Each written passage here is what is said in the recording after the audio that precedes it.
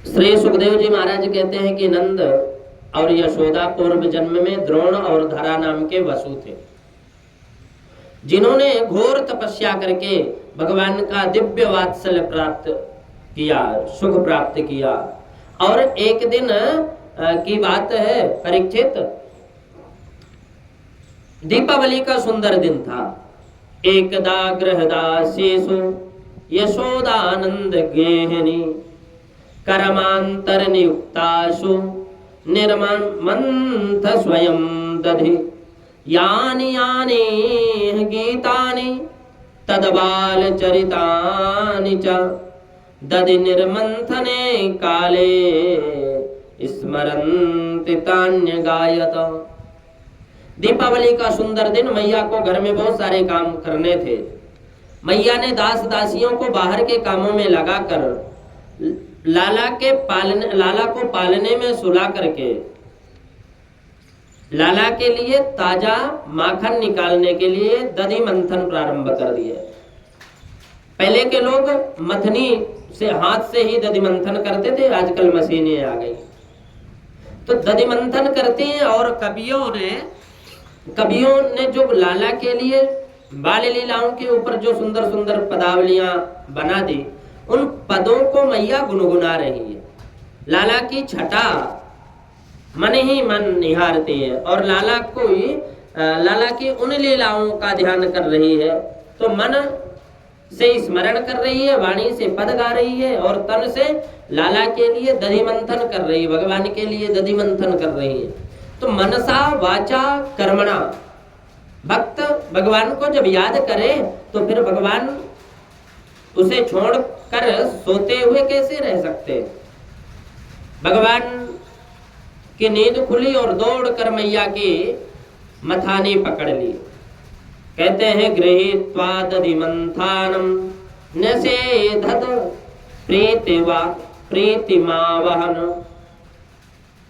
मथानी पकड़कर बोले, मैया बस अब तेरी साधना सफल हो गई, अब मैं आ गयो, अब ये सब करने की आवश्यकता जरूरत ना है, ये सब छोड़, मुझको भूख लगी है। मैया बोली, बेटा को भूख लगी है तो ताजो माखन में तो समय लगेगा, तो चल मेरे हुई दूध पी ले। और गोद में बैठाकर मैया अपना स्तन पान कराने लगी। माँ का दुग्ध माधव मुग्ध भाव से पी रहे हैं। अब अचानक पीते पीते मैया अचानक बोले, मैया एक बात पूछो। मैया हंसकर बोली, एक नहीं बेटा तो 10 पूछ ले। लाला बोले, मैया या तो बता, तो को दूध ज्यादा प्यारो लागे कि पूत ज्यादा प्यारो लागे। मैया बोले, दारी के जे भी कोई पूछबे की बात है।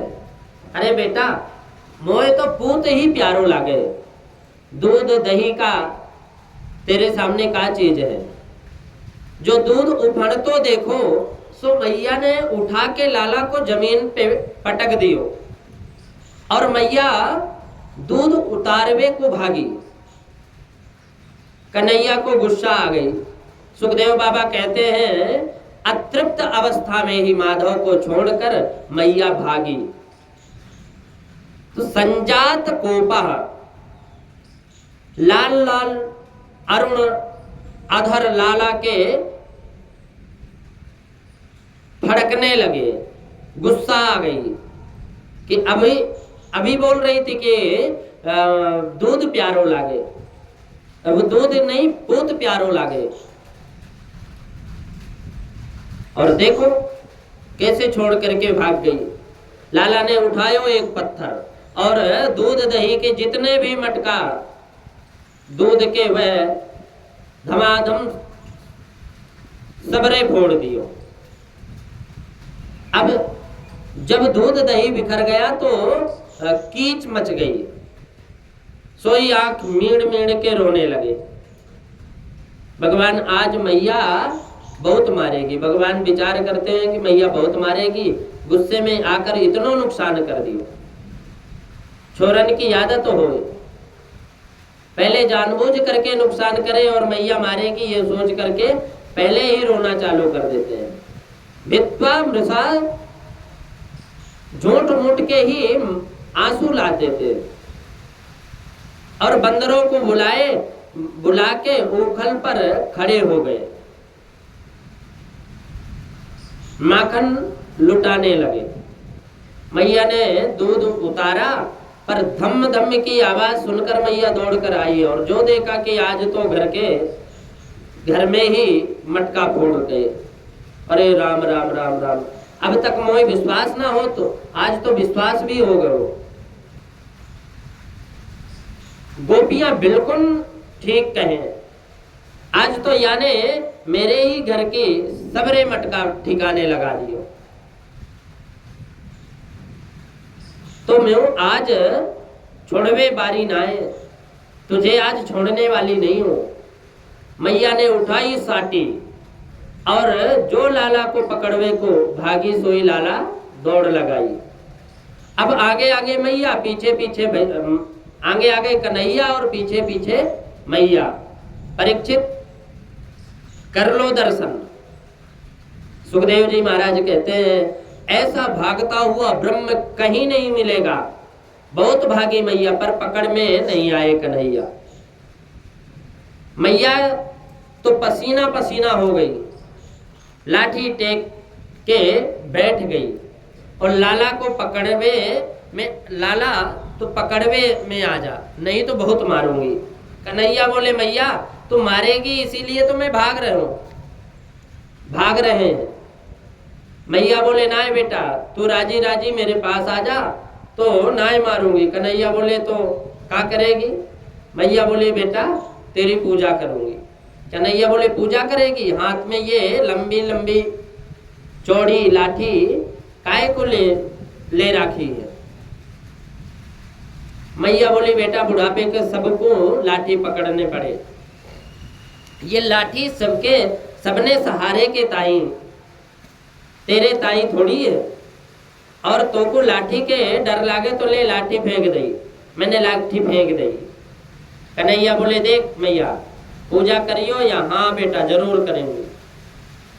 कन्हैया पूजा का मतलब ही नहीं समझे और पूजा करवाने आ गए। जो मैया के पास आए तो मैया ने गप से हाथ पकड़ लियो, दारी के तू घर चल, जम की तेरी पूजा करूंगी। छठी को दूध याद आवे, मोया बुढ़ापा में कहाँ भाग तो डुलावे। ऐसा बोलकर मेरी सांस उखड़ गई, पसीना छूट गए। अब कन्हैया ने आंखें मेड़ कर जोर जोर से रोना प्रारंभ कर दिया। समझ गए अब पिटना है। मैया को दया आ गई। अब ज्यादा मारना और पीटना भी ठीक नहीं है। बच्चों को डांटना भी चाहिए, पर इतने भी नहीं बहुत ज्यादा हो जाए, डर के मारे घर ही छोड़कर भाग जाए, बाद में फिर पछताना ही पड़ता है। सो मैया ने मारना पीटना छोड़ दिया और पकड़ करके घर में ले गई। फिर मन में सोचा, बिल्कुल दंड ना दी तो ये और ज्यादा परेशान करेगा, उद्दंड हो जाएगा, कुछ तो दंड देना चाहिए। तो पकड़ करके उखल के ही बांधने लगी, उखल में बांधने लगी। अब चोर जा घर में पकड़ो जाए, वह घर चोर का साथी माना जाता है। तो उखल में खड़े होकर के माखन लुटा रहे थे, इसीलिए चल उखल में ही बांधू तो पकड़ करके उखल में बांधने लगी मैया। अब जैसे रस्सी बांधती हैं कि 2 अंगुल रस्सी कम पड़ जाती है। मैया बोली, मैया दूसरी रस्सी जोड़ रही, फिर 2 अंगुल कम हो रही, तीसरी रस्सी जोड़ी, फिर 2 अंगुल कम हो गई। ये देख देख कर घर में जितनी रस्सियां थी सब जुड़ गई, लेकिन 2 अंगुल रस्सी कम ही पड़ रही है। कैसा अद्भुत भगवान का चमत्कार है। ना तो अणिमा महिमा के द्वारा भगवान छोटे बड़े हो रहे हैं, छोटे से बड़े हो रहे हैं। कोई सिद्धि का प्रयोग नहीं कर रहे, जितने हैं उतने ही हैं, पर रस्सी बार बार 2 अंगुल कम पड़ रही है। कैसा विचित्र चमत्कार है। मैया जब पसीना पसीना हो गई तो केस बिखर गए, वस्त्र अलंकार अस्त व्यस्त हो गए, तो भगवान को दया आ गई। मैया कितनी परेशान हो रही है। तो मैया को पसीना में लथपथ दे अत्यंत परिश्रम करते देखा तो भगवान के हृदय में करुणा कृपा शक्ति जागृत हुई और 2 अंगुल का अभाव तुरंत पूर्ण हो गया। और ये 2 अंगुल कमी क्यों थी? भक्त जनों का परिश्रम और भगवत कृपा, जब तक ये दोनों पुष्ट ना होवे तब तक भगवान भक्त के बंधन में नहीं आते। और भक्त का परिश्रम प्रबल हो जाए, गोविंद की कृपा दृष्टि बरस जाए, सो ही भगवान से ही काम बन गया। अब मैया बांधने में सफल हो गई। दाम अर्थात रस्सी और उदर अर्थात पेट, तो रस्सी पेट से बांधी, इसलिए प्रभु का नाम दामोदर नाम पड़ा। मैया तो बंधा हुआ कन्हैया को छोड़कर भीतर चली गई। कन्हैया पुकारते ही रहे। जब काऊ ने नाय सुनी तो प्रभु ने सोचा अब क्या करें, तो उखल में बंधे हुए उखल को घसीटते हुए आगे 2 अर्जुन के वृक्ष खड़े थे, बीच में सो गोविंद निकले। वृक्षों से उखल अटक गया तो मारा झटका, सो धड़ाम से दोनों वृक्ष उखड़ कर गिरे। 2 महापुरुष प्रकट हो गए। सुखदेव जी कहते हैं ये दोनों नलकुबर और मणिग्रीव नामक कुबेर के बेटे थे। सरोवर में नग्न स्नान कर रहे थे। नारद जी को देखकर भी वस्त्र धारण नहीं किए तो नारद जी ने श्राप दे दिया कि जाओ मूर्खो, तुम जड़ वृक्ष बन जाओ। तब से वृक्ष बने पड़े। आज भगवान ने स्वयं इन्हें इस वृक्ष योनि से मुक्ति दिलाई है। दोनों ने भगवान की स्तुति की। और वाणी गुणानुकथने श्रवणौ कथायाम हस्तौ च कर्मसु मनस्तव पादयोर्न। भगवान की दिव्य वाणी सदा आपके गुण गाती रहे। हे प्रभु, ये वाणी आपके ही गुण गाती रहे। ये दोनों कान आपके कथामृत पान करते रहे। वाणी गुणानुकथने श्रवणाय कथाया, ये श्रवण भी करते रहे। कान हमेशा आपकी कथा का अमृत का पान करते रहे। हाथ सदा आपकी सेवा करते रहे। ये मन सदा आपका स्मरण करते रहे। और ये सिर सदा आपके चरण कमलों में झुका रहे। ये आंख सदा आपके रसिक भावों का और तत्पुरुषों का दर्शन करती रहे। अथवा मंदिरों में आपके श्री विग्रह का दर्शन करती रहे। ऐसी दिव्य भक्ति का वरदान मांगा। भगवान ने दोनों को मुक्त कर दिया। और वृक्षों के गिरने का जब शब्द सुनते ही नंद बाबा दौड़े दौड़े आए। ओकल में बंधे हुए कृष्ण को देखकर बंधन मुक्त कर दिया। इस पर घटना से नंद बाबा थोड़े से चिंतित हो गए। ब्रजवासी से बोले, भैया अब हम या गोकुल में नहीं रहे। जब ते लाला भाइयों तो रोज रोज उत्पात हो गए। अब पर जाऊं कहाँ, ये समझ में नहीं आया। तो उपनंद बोले, बाबा एक जगह बड़ी प्यारी है। अपने ब्रज में कई वन है, वृंदावन है, निध वन है, वेल वन है, काम वन है, ताल वन है, मधुवन है आदि। इन सबने में सबसे सुंदर एक ही वन लागे।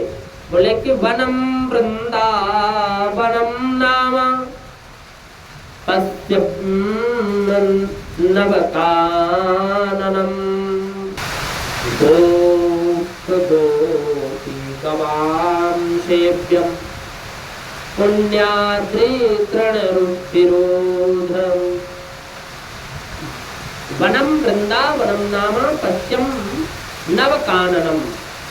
सबसे सुंदर वन है वृंदावन। तुलसी के ही वन, सुंदर सुंदर पौधे पल्लवित विभूषित जो वन है वह सुंदर वृंदावन है, अथवा जहाँ भक्त वृंदों का सदा निवास है उसका नाम वृंदावन है। वृंदा नामम भक्त समूहा नाम वनम। श्रीमद् भगवत भक्तों का रसिकों का निवास स्थान है, वह श्रीधाम वृंदावन है। प्रेम के पिशाच देख देख निज प्रेमियों को, प्रेम का समुद्र सीमा तोड़ के बहाया है। और भावुक रसीले जन निराश ना होंगे अब, कामना की पूर्ति हेतु कल्प तरु लगाया है। चिंतामणि जड़ित चारु चादर बिछाई जा, चिंतामणि जड़ित चारु चादर बिछाई जहाँ। भांति प्रतिभांति कुंज कुंज से क्षमा सजाया है। भारत का भूषण तिलक तीनों लोकों का, भक्तों के वास है तो वृंदावन बनाया है। वृंदावन की महिमा सुनते ही सर्वे साधु साध्यवित वादिनः, बहुत अच्छा, हमें भी वृंदावन बहुत पसंद है। फिर क्या था, बैलगाड़ियों से सामान लादा और गोकुल छोड़ करके सब ब्रजवासी वृंदावन गाय बछड़ों को हाँक करके वृंदावन की ओर चल पड़े। हम और आप भी मीरा जी के पद के साथ वृंदावन का ध्यान करना चाहिए, वृंदावन की तरफ चलना चाहिए। श्री दाऊ भैया के साथ गोविंद 4 वर्ष की अवस्था में गोकुल छोड़कर वृंदावन धाम पधारे। वृंदावनम गोवर्धनम यमुना पुलिनानि च, वीथ्यासीदुत्तमा प्रीते राम माधवयोर नृपा। वृंदावन में जाकर अब प्रभु ने उसकी दिव्यता का अवलोकन किया। जिस वृंदावन में श्री गोवर्धन का शिखर है, सुंदर सुंदर विशाल वृक्षावली है, चारों तरफ खूब हरियाली है, ठीक देख देख करके भगवान बड़े प्रसन्न हो रहे हैं। या हरियाली में गैया खूब घास खाए तो प्रसन्न हो गए फिर भगवान, ऐसा मन में विचार करते हैं। तो आज हमारे गोविंद गायों से इतना प्रेम करते हैं। वृंदावन के तृण को देखा, घास फूस को देखा, तो हरियाली को देखकर वृंदावन देख करके बड़े प्रसन्न होते हैं। मैया मेरी गैया यहाँ खूब प्रसन्न रहेंगी, खूब घास खाएंगी। यमुना जी का निर्मल जल प्रवाह जब दर्शन किया तो भगवान का मन उस ब्रज भूमि के प्रेम में भर गया। केवल अकेले ही श्री कृष्ण का ही नहीं है, राम माधव योर नृप संबोधन करके सुखदेव जी कह रहे हैं कि परीक्षित, यदि दोनों भाइयों का मन किसी भूमि को देखकर अत्यंत प्रसन्न हुआ है तो वो केवल श्रीधाम वृंदावन की भूमि, इसलिए विशेष संबोधन यहाँ नृप कर रहे हैं। सुखदेव जी कहते हैं दोनों भैया बड़े प्रसन्न हैं। और कन्हैया तो दौड़े दौड़े मैया के पास आया, अरे मैया यहाँ वृंदावन में तो हम गैया चरावे करवे, गैया चराएंगे। मैया खूब हंसी, अरे लाला तो 4 बरस का छोरा, आप अपने आप को ठीक से संभाल भी नहीं सके, गैयन को क्या संभाल लेगो। लाला तनिक बड़ो हो जा, थोड़ा बड़ा हो जा, फिर बड़े हो करके तू गैयन को चराना, वालों को छोरा जो ठहरो। मैया ने बात टाल दी तो कन्हैया मुंह लटकाकर दूर जाकर के बैठ गए। अब दूर जाकर के बैठ गए। मैया समझ गई कि पास में आकर बोली, देख बेटा, यदि तेरी बहुत इच्छा है तो तू गैयों के बाद में चरइयो, पहले बछड़ों के, छोटे छोटे बछड़े हैं ना, उनके चरवाए तो सीख। बोले अच्छा ठीक है मैया। कन्हैया भी राजी हो गए, मैया भी अनुमति दे दी। अब प्रभु ने छोटे छोटे बछड़ों के साथ अपने ग्वाल वालों को लेकर के आसपास ही घूमना प्रारंभ कर दिए। मैया की आज्ञा, ज्यादा दूर मत जाइयो। तो भगवान आसपास ही वत्स चारण करने लगे, बछड़ों को चराने लगे। एक दिन बछड़ा चराते चराते विचरण कर रहे थे कि वत्सासुर नाम का एक दैत्य बछड़ा बन करके बछड़ों में मिल गया। प्रभु पहचान गए, दौड़ करके आए और उसका पैर पकड़ करके घुमाया, दे मारा, सो ही वत्सासुर का उद्धार हो गया। ऐसे ही एक दिन भगवान अपने बछड़ों को पानी पिलाने के लिए यमुना जी पुलिन पधारे। तो वहां बैठा हुआ था वकासुर, ये पूतना का बड़ा भाई है। जो इसने गोविंद को देखा, बोले अच्छा यही है काला काला मुरली वाला, मेरी बहन को मारने वाला, तो मैं इसका बदला लूंगा, इससे मैं बदला लूंगा। सो बगुला बन बैठा और जैसे ही प्रभु के निकट आया, सोई एकदम पूरे वेग से दौड़ा और भगवान को पकड़ करके मुंह में धर कर निकल गया। ब्रजवासी देखते ही चिल्लाते, अरे राम राम, ये कितनो बड़ो बगला, कन्हैया को पकड़ कर खा गए हो, बचाओ बचाओ। सब ग्वाल वाल बेचारे चिल्लाने लगे।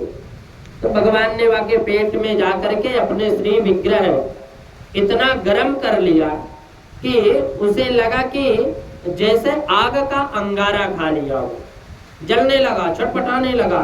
सो तुरंत इसने भगवान को मुखारविंद से बाहर कर दिया। अब जैसे ही प्रभु बाहर आए, भगवान ने उसकी चोंच पकड़कर बीच से चीर दिया। वकासुर का भी उद्धार हो गया। इसी प्रकार क्रीड़ा करते हुए एक दिन आंख मिचौली खेल रहे थे भगवान। ब्रजवासियों, तुम छिप जाओ, हम तुम्हें ढूंढेंगे। बोले ठीक है लाला। तो अब सब छिपने के लिए स्थान देख रहे हैं, कहाँ छिपे। इतने में आ गया एक अघासुर। उस अघासुर ने बड़े बड़े विशाल अजगर का रूप धारण कर लिया और मुंह फाड़ करके जिह्वा धरती पर सटाकर प्राणायाम चढ़ाकर बैठ गया। श्वास रोक लिया, ना हिले ना डुले, बिल्कुल पाषाण की प्रतिमा की तरह, पत्थर की तरह, मूर्ति की तरह। पर यह गुफाएं आज बच्चे ये ब्रजवासी देखे, बोले अरे भैया इतने दिन हो गए या वृंदावन में घूमते फिरते, लेकिन गुफा आज इतने दिन बाद मुझे एक गुफा मिली। यह गुफा तो ऐसी मालूम पड़ रही है जैसे कोई सर्प हमें खींचवे को आ रहे हो। गजब कोई कारीगरी है, ऐसी सर्प के आकार का सजीव गुफा बना दे। भैया कला कारण की कोई कला की तो कलाकारी की कोई बात ही नहीं। पता नहीं कैसे कैसे कलाकार होते हैं और कैसी कैसी कलाकृति बना देते हैं। एक बोला भैया मैंने तो ऐसी सुन रखी है कि वृंदावन की गुफा में बड़े बड़े महात्मा भजन किया करते हैं, या तो गुफा में बाबा बैरागी सब बैठे होंगे, चलो देखने के लिए चलते हैं कौन कौन है। तो जैसे ही कैसे कैसे यहाँ महात्मा है, चलो। जब सब गए, अब जैसे ही वह जिह्वा पर कदम रखे तो ब्रजवासी भीतर गए। एक बोले भैया वृंदावन का महात्मा के बड़े ठाठ हैं, देखो सड़क ऐसी बना रखी है जैसे गद्दा बिछा रखी हो, ऐसी गजब की सड़क कभी नहीं देखी। चलो फिर अंदर चले, दरवाजा पे इतने ही सुंदर जो भीतर कितना सुंदर होगा। जब इतना सुंदर तो दरवाजा है तो भीतर कितना सुंदर होगा। अब वहां गए, चलो अंदर चलते हैं, दरवाजे के आगे चले, लंबे लंबे दांत जो चार तरफ से। एक बोला क्यों रे ये सफेद सफेद खूंटा काय को ठोक रखे। एक बोला वृंदावन के महात्मा नियम होएगो कि अपनो सामान खूंटी पे टांग कर सामान लेके भीतर ना घुसे। ठीक है भैया, तो जाके सामान को टांगने लगे और खूंटी से सारो सामान टांग दियो खूंटी में, दांतों में। जैसे ही आगे बढ़े, अघासुर ने अब तक श्वास रोके बैठा था, उसकी श्वास धीरे धीरे बाहर निकली तो गरम गरम दुर्गंध वायु जब अंदर से आई तो सारे ब्रज वासी नरक नाक पकड़ कर बोले, हे भगवान ये दुर्गंध कैसी है, कहां से आ रही है गुफा से, और इतनी गर्म हवा। एक बोले तो मालूम ना है, बड़े बड़े योगी जन महात्मा या में बैठ करके एक साथ प्राणायाम चढ़ाते होंगे फिर छोड़ते होंगे, तो इसलिए ऐसी श्वास होगी, गरम गरम हवा निकली है। तो दूसरे ने बोला नहीं, ये तो दुर्गंध काय को आ रही है। एक ने कहा अरे भैया महात्मा को अपने शरीर कोई होश ना रहे, समाधि में या के कोई जीव जंतु जाकर हड़बड़ाकर कई मर गए होंगे, उसी के दुर्गंध है। अपन जाकर सफाई कराएंगे, महाराज को दर्शन भी हो जाएंगे, महाराज के दर्शन कराएंगे और सफाई भी कराएंगे। इस प्रकार सब आपस में शंका कर रहे थे, आपस में ही समाधान कर रहे थे। एक बोला भैया हमें तो नेक डर लाग्यो। दूसरा बोला भैया काय बात को। पहला बोला तू भूल गए हो वाह दिनों की, कितनों बड़ो बगुला बन के आयो राक्षस, अपने कन्हैया को पकड़ करके खा गए हो। भगवान न करे कोई या असुर हमें ही खाने के लिए आ गया हो। सो सबरे ग्वाल एक स्वर में बोले हो, क्यों घबरा रहे हो, अरे अपना कन्हैया तो पीछे है। यदि ये भी कोई बगुला की तरह बकासुर भयो तो ये कोई असुर भयो तो जैसे बगुला मार गिरायो कन्हैया ने, वैसे ही एवं चीर के फेंक दे को।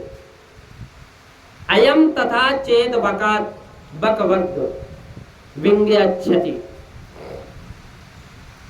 इसको भी तोड़ देंगे, अपने को डरने की जरूरत नहीं है। और इतना करके कह करके ताली बजा करके शोर मचाते हुए सबके सब भीतर भाग चले। अब भगवान ने देखा कि अरे राम राम, सबके सब ग्वाल बाल घुसे जा रहे हैं। दूर से देखते ही भगवान तो अघासुर को पहचान गए और आवाज लगाई, अरे ब्रजवासियों रुको रुको, ये गुफा नहीं है। खूब चिल्लाए पर काऊ ने सुनी ना है। इतना जोर से शोर की कि किसी को सुनाई नहीं पड़ा। भगवान को दया आई और अब इन्हें बचाने के लिए मुझे ही जाना पड़ेगा। मेरी प्रतिज्ञा है, मैं अपने भक्तों का कभी पतन नहीं होने देता। ब्रजवासियों से भूल तो हो गई, परंतु उस भूल के साथ साथ उनका एक विश्वास भी है कि हमारा कन्हैया हमारे साथ है, और इसी विश्वास पर कन्हैया उनकी रक्षा करते हैं। भगवान के विश्वास के साथ वह जहां भी जाते हैं सो भगवान की प्रतिज्ञा है, भगवान भी वहां पहुंच जाते हैं। सकृतेव प्रपन्नाय तवास्मीति च याचते अभयं सर्वभूतेभ्यो ददाम्ये तद्व्रतम मम। अर्थात एक बार भी जिसने कह दिया प्रभु मैं तुम्हारा हूं, तो फिर समस्त भूतों से उसे मैं अभय दे देता हूं, अभय दान दे देता हूं। ये मेरी प्रतिज्ञा है। श्रीमद् वाल्मीकि रामायण में भगवान की इसी प्रकार की प्रतिज्ञा है। और भागवत के एकादश स्कंध में भी भगवान उद्धव से कहते हैं कि भगवान कहते हैं उद्धव भगवान कहते हैं कि बाध्यमानो मद्भक्तो विषयैर्जितेन्द्रियः प्रायः प्रगल्भया भक्त्या विषयैर्नाभिभूयते।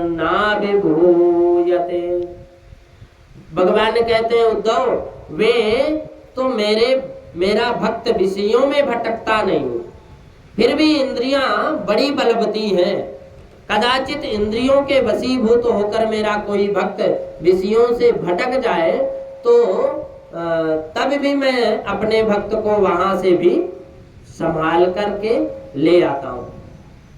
पाप का भी पेट फाड़कर निकाल लाता हूं, पर भक्त का पतन नहीं होने देता।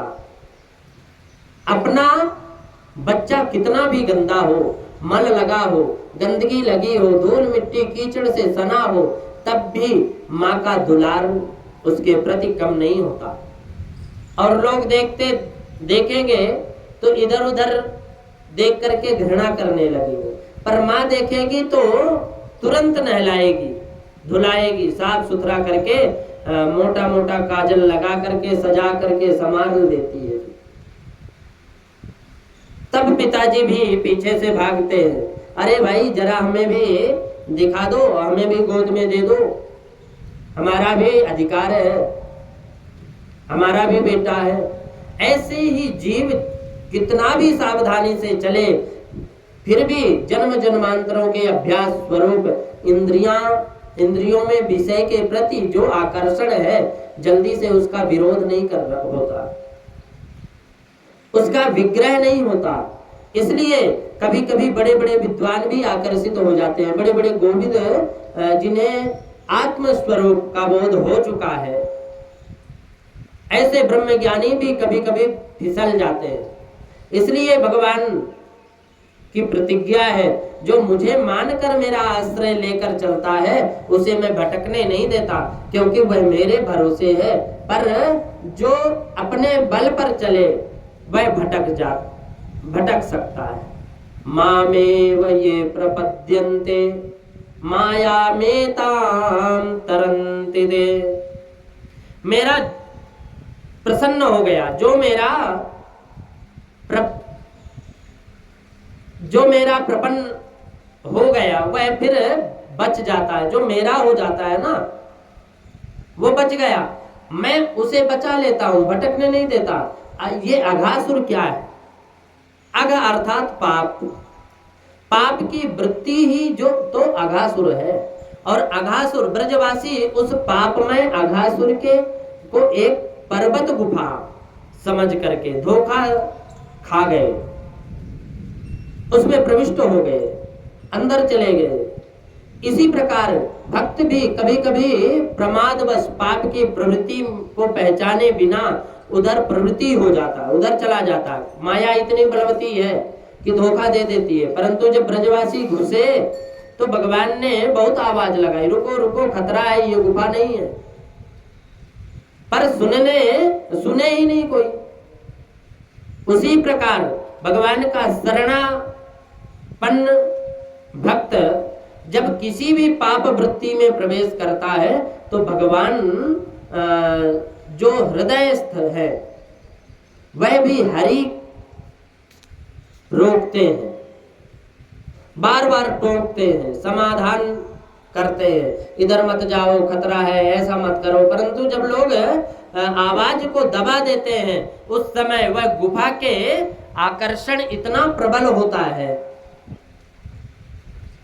कि वह जीव अंतरात्मा की आवाज को सुन ही नहीं पाता, समझ ही नहीं पाता, अनसुना करके घुस जाता है। और जैसे ब्रजवासी घुस गए, भगवान के इतने पुकारने पर भी किसी ने नहीं सुना।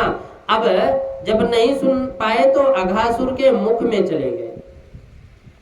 तो फिर भगवान भी उनकी रक्षा करने के लिए तुरंत भीतर गए।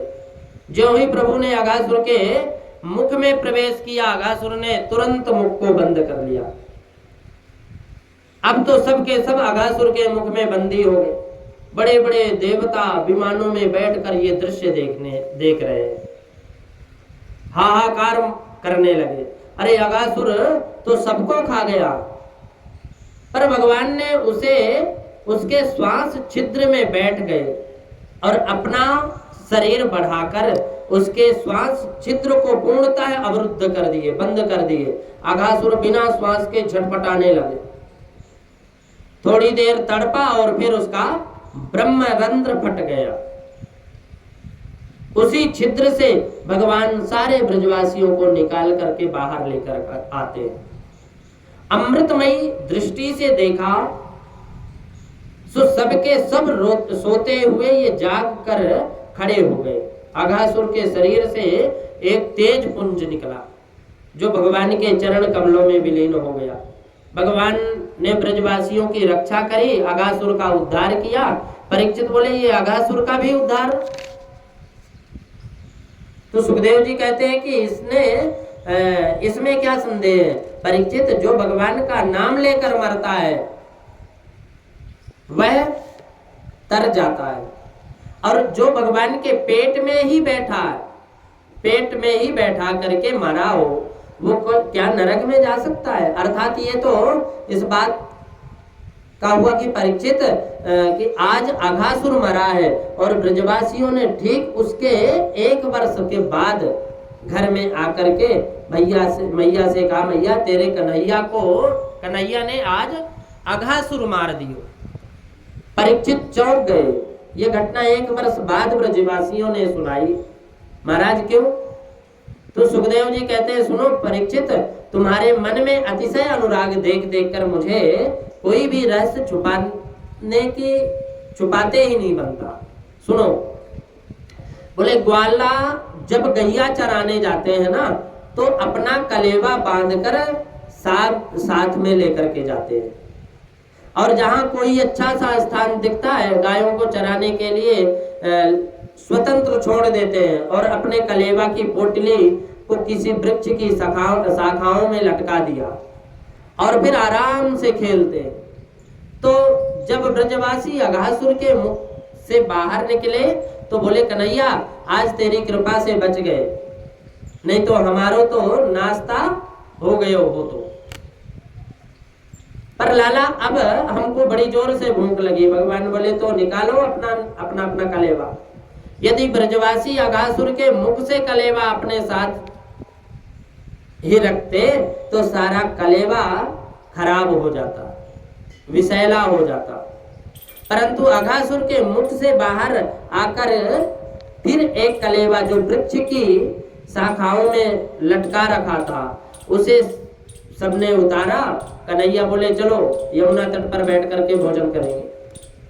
सबको लेकर के यमुना तट पर गए। यमुना जी सुंदर सुंदर कोमल कोमल बालों के ऊपर भगवान जाकर के विराजमान हो गए और ब्रजवासी चारों तरफ से गोल चक्र बना करके बैठ गए। एक छोटा चक्र, फिर दूसरा बड़ा चक्र, उससे बड़ा और फिर तीसरा चक्र। ये शाखाओं के बीच में रास मंडल है।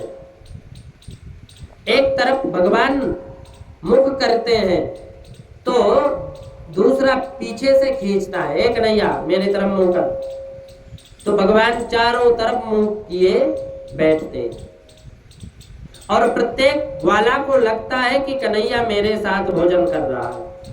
सबको भगवान के मुख कमल की शोभा का दर्शन हो रहा है।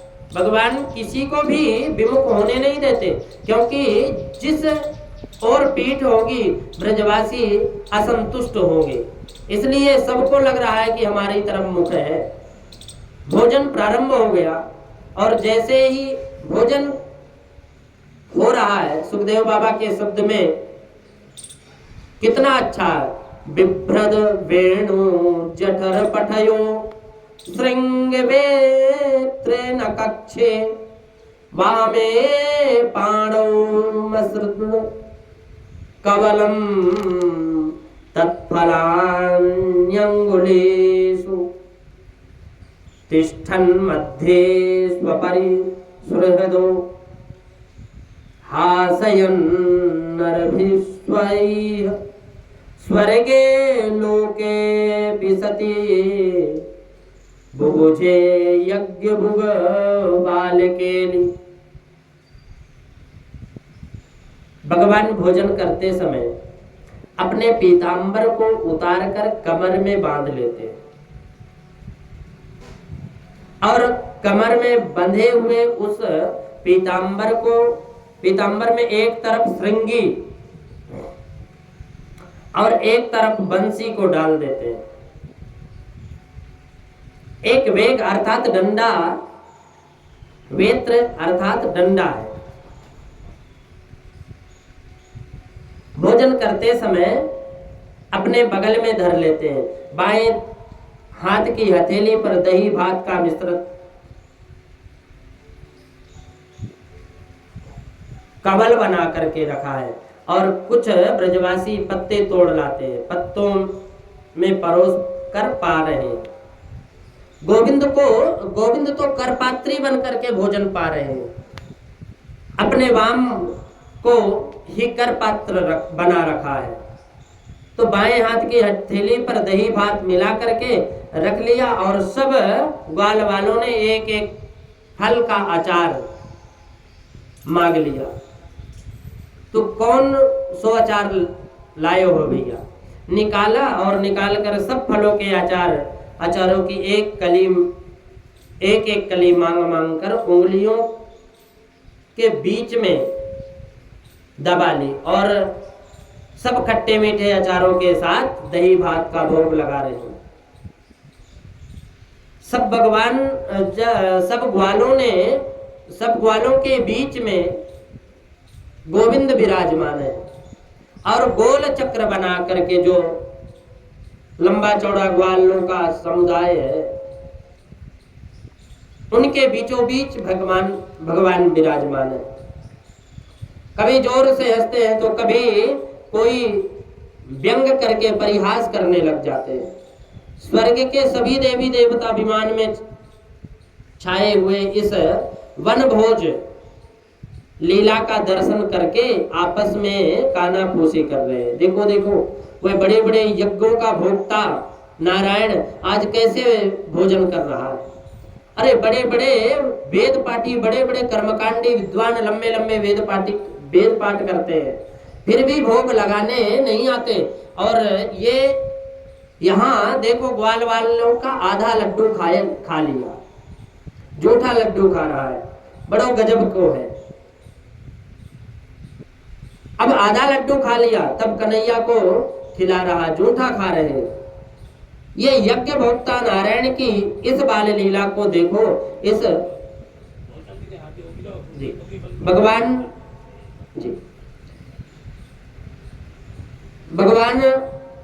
ये बाल लीला, भगवान की बाल लीला को, इस भोजन की लीला को देखो। ब्रह्मा जी इस विचित्र भोजन लीला को देख करके बार बार सिर को खुजलाते हैं, कभी नाक सिकुड़ते हैं। हे भगवान, ये कैसा नारायण है?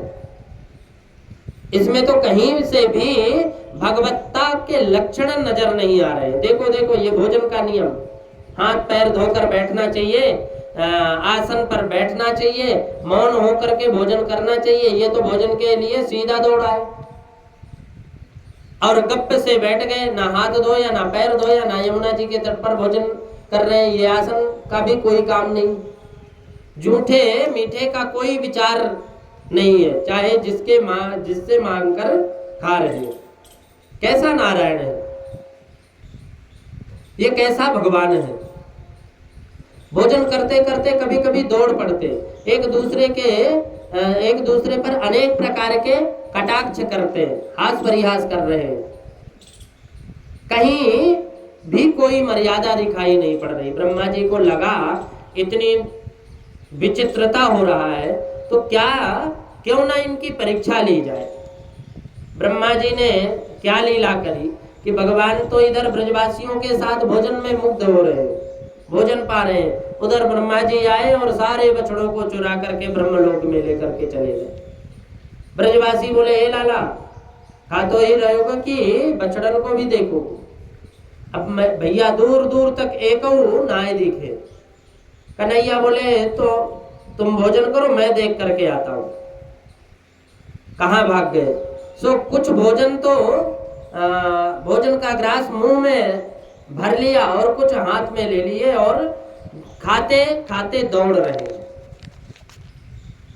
सपाणी कलवयो कलवो मयऊ कलवो ययऊ, हाथ में भोजन का ग्रास लिए भागते चले।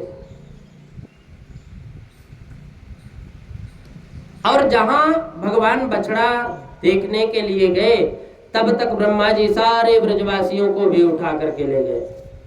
अब भगवान दूर दूर तक जंगल में बछड़ों को देखे, फिर एक नजर, जब कोई नजर नहीं आए तो प्रभु ने सोचा कि कोई बात नहीं, कोई गायब होता है, कोई छुपाता है तो एक आध जाता। यहाँ तो हजारों चले गए, गायब हो गए। संख्याओं में, हजारों की संख्याओं में हमारे बछड़े थे, सबके सब कहाँ गायब हो गए। लौट करके यमुना तट पर आए, अब एक भी ब्रजवासी नहीं। तो प्रभु को लगा कुछ गड़बड़ है, सो ध्यान लगा कर देखा। सो ध्यान में प्रभु समझ गए कि अच्छा, ये ब्रह्मा जी की करामात है, ये हमारी परीक्षा ले रहे हैं, तो ठीक है, हम भी इन्हें जवाब देते हैं।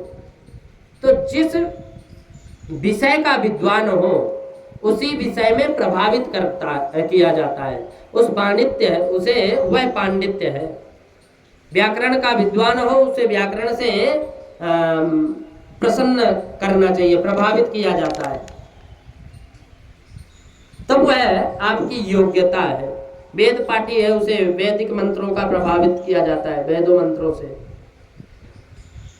भगवान को लगा कि ब्रह्मा जी सृष्टि करने के विशेषज्ञ है, सृष्टि करता है, तो हम इन्हें नई सृष्टि करके आज दिखाते हैं, इन्हीं के विषय में इन्हें प्रभावित करते हैं। अब भगवान ने लीला रची, जितने ब्रजवासी थे भगवान उतने ही बन करके तैयार हो गए, और जितने बछड़े थे भगवान उतने ही बन करके तैयार हो गए। ब्रह्मा जी की सृष्टि बछड़ा और ब्रजवासियों की हो गई। अब जैसी थी वैसे ही भगवान ने लगभग ज्यों की त्यों एक नई सृष्टि अपने रूप में प्रकट कर दी। भगवान ने केवल शरीर मात्र नहीं बनाया, जो ब्रजवासी जैसा कपड़ा पहन करके आया वैसे ही कपड़े भगवान बन गए। जो ब्रजवासी अपने हाथ में जैसा डंडा लेकर के आया हुआ डंडा भी भगवान बन गए। सर्वै विष्णुमयम जगत, सर्वम विष्णुमयम जगत। आज ये महावाक्य भगवान ने चरितार्थ कर दिया। केवल 5 भौतिक शरीर बना लेते हैं, कपड़े मात्र बना लेते, और कहीं स्वभाव वैसा ना वैसा होता तो पकड़े भी जाते। अरे पहले तो हमारा बच्चा बड़ा सुशील था, पर आजकल बड़ा उद्दंड होता गया, तो स्वभाव भी वही होना चाहिए, वही शील स्वभाव, वही अवस्था, वही प्रकृति, वही विचारधारा, अर्थात सूक्ष्माति सूक्ष्म। कोई कितना भी चिंतन करे और तो क्या अंगूठा भी लगावे तो रेखा भी वही। भगवान ने इतनी बारीकी से ब्रजवासियों को यथावत बनाया, और बना करके भगवान ब्रह्मा जी देखे और ब्रह्मा जी चक्कर में पड़ गए।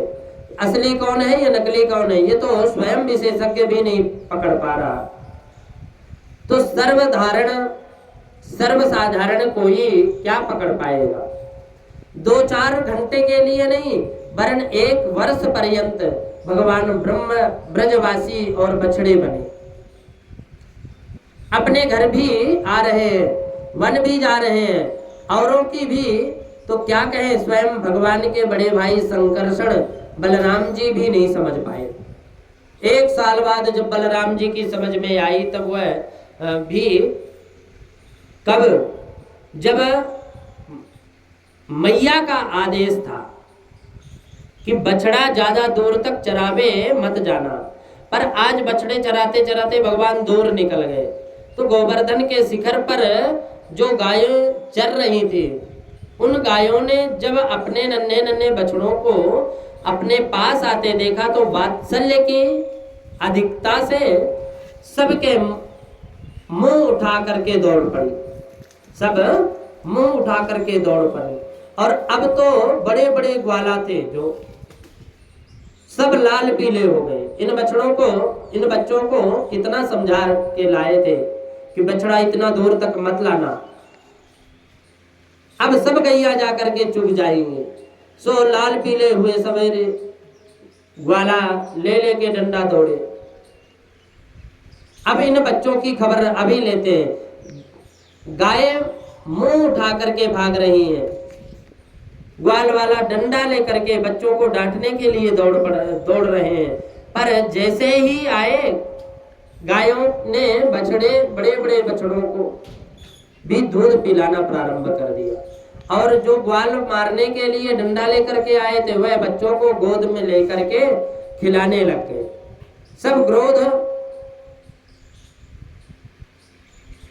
सब क्रोध भूल गए। दाऊ जी जब ये प्रेम की विचित्र स्थिति देखी कि भाई गायों का बछड़ा में प्रेम खूब देखा, पर इतना प्रेम हमने तो आज तक नहीं देखा। गायों ने जहां एक झलक अपने बछड़ों की देखी तो पहाड़ से बिना मार्ग देखे एकदम दौड़ पड़ी। और जो ब्रजवासी क्रोध में भरकर आ रहे थे बच्चों को मारने के लिए, वो सब जब अपने बच्चों को देखा तो डंडा फेंक कर अपने सबको गोद में खिलाने लगे, प्यार दुलार करने लगे। आजकल तो ऐसा लग रहा है कि जैसे वृंदावन में प्रेम की बाढ़ आ गई। तब दाऊ जी ने अपनी दिव्य दृष्टि से ध्यान लगा कर देखा कि आजकल इतना प्रेम क्यों है। सो जिसका ध्यान करे उसी में कन्हैया मुस्कुरा दे। अपनी दिव्य दृष्टि से बछड़ों को देखे तो बछड़ों में भी कन्हैया, ग्वालों में भी कन्हैया, तो ग्वालों में भी कन्हैया। तब दाऊ जी को शंका, अरे पहले तो मैंने अपने दिव्य दृष्टि से देखता था कि किसी में संत, किसी का संत का दर्शन होता था, किसी में देवताओं का दर्शन होता था, पर आज सब में एक ही कन्हैया क्यों नजर आ रहे हैं। एकांत में हाथ पकड़कर गोविंद के पास दाऊ जी आकर के बोले कि भैया कन्हैया ये क्या लीला है, तेने नेते सुरेशा ऋषियों न चेते त्वमेक भासित। अरे कन्हैया, इनमें ना तो आज कोई देवता नजर आ रहा है, नैते सुरेशा, ना तो कोई देवता नजर आ रहा है, ऋषियों न चेते, न तो कोई ऋषि मुनि का दर्शन होता है, त्वमें भासित विधा श्रेयेपि, मुझे तो सब में तुम ही दिख रहे हो, ये क्या चक्कर है। तब गोविंद मुस्कुराकर बोले, दाऊ भैया 1 साल से सब मई बनो घूम रहे हो। दाऊ जी ने पूछा मतलब क्या है, इसका मतलब क्या है। तो वह सब ब्रजवासी को बछड़े कहाँ है। भगवान बोले वह बछड़े तो सब ब्रह्मलोक में आराम कर रहे हैं। तब पूरा रहस्य दाऊ जी को प्रभु ने समझाया। दाऊ जी ने कहा कि गजब हो गए, साल भर होने को आ गए, हमें पता भी नहीं चला। तो सोचिए, जब संकर्षण प्रभु को पता नहीं चला तो अन्य सर्वसाधारण क्या समझ पाते हैं भगवान की कृपा को।